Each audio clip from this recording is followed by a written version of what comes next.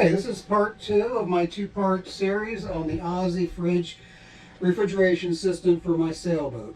So in this part, we're going to take a look at my power system setup. We'll look at power consumption. We'll take a look at a typical refrigeration cycle.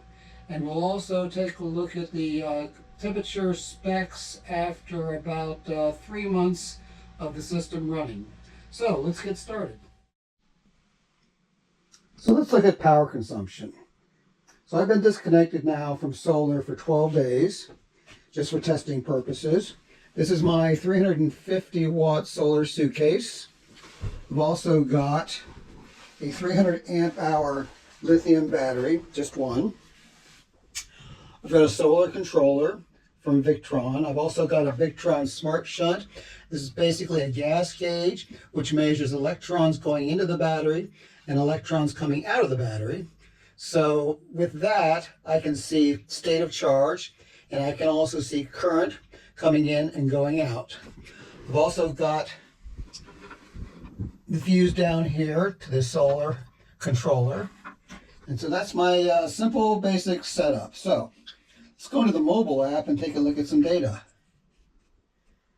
So let me call up the Victron Connect. I've got an entry for the Smart Shunt, and I've got an entry for the controller itself. Let's look at the shunt.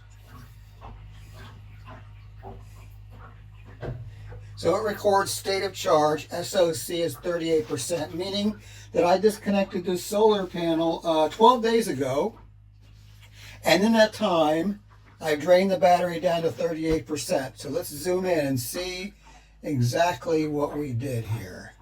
So I'll go to trends, and we're going to back out and look at a day at a time. Hour, 2 hours, 5 hours, 12 hours. 1 day, let's go more. 2 days, let's go 3 days. So as you can see, I disconnected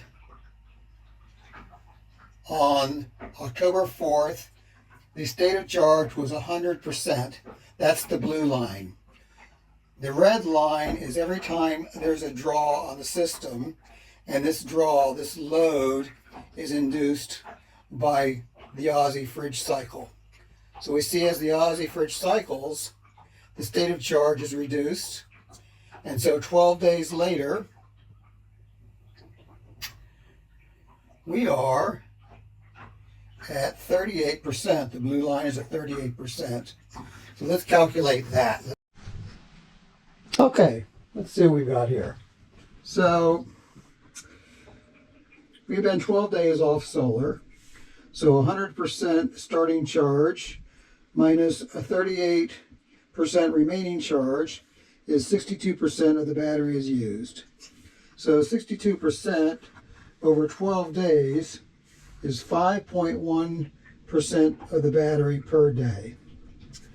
So 100% starting charge over 5.1% per day is equal to 19.6 days until the battery is drained. So given the fact I've never been without solar for that long, I think we're okay on this. So let's go ahead and take a look at a typical charge cycle now. Call up the Smart Shunt. Take a look at trends. And let's zoom into the last cycle. Let's go find it. Back out to 1 hour. There's one right there. Let's zoom into it. Let's get the whole thing in here. There we go. So we've got a constant draw of 0.1 amps, 1/10 of an amp. So I assume that's the power needed by the OzeFridge to maintain its operation. It is on now, even though it's not running, so it's monitoring temperature and so forth, I assume. So when it kicked on at 7:04, and it goes down to a maximum draw of 8.4 amps. And then eventually it will cycle off at 7:26. So that's a 22-minute cycle, and that turns out to be quite average over the duration of 12 days. And you notice also the state of charge when we started was 39%, the blue line, and now it is 38%, the blue line again. It's actually slightly less than 1% of the battery per charge. And so that's how it works. So there we go. One last thing, let's take a look at the temperature over the course of the last 12 days.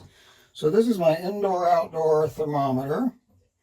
I've got the outdoor part of it inside the ice box, which is right here. There's the ice box. The indoor part of it is I'm holding it in my hand. So as we can see, the current temperature outside is 64 degrees. And the temperature inside the ice box right now is 34 degrees Fahrenheit. And it also shows that over the last 48 hours, the temperature was between 33 and 35. The all-time was between 32 and 37. And today, between 33 and 35. So it's been consistent the entire time, and slight variations between the all-time and the 48 hours. And today, I would think it's due to the influence of the outside temperature, because I have not opened this lid in 12 days. So that's what we've got. And overall, I'm very happy with this. And I believe I'm going to check now and get something to drink. Here we go.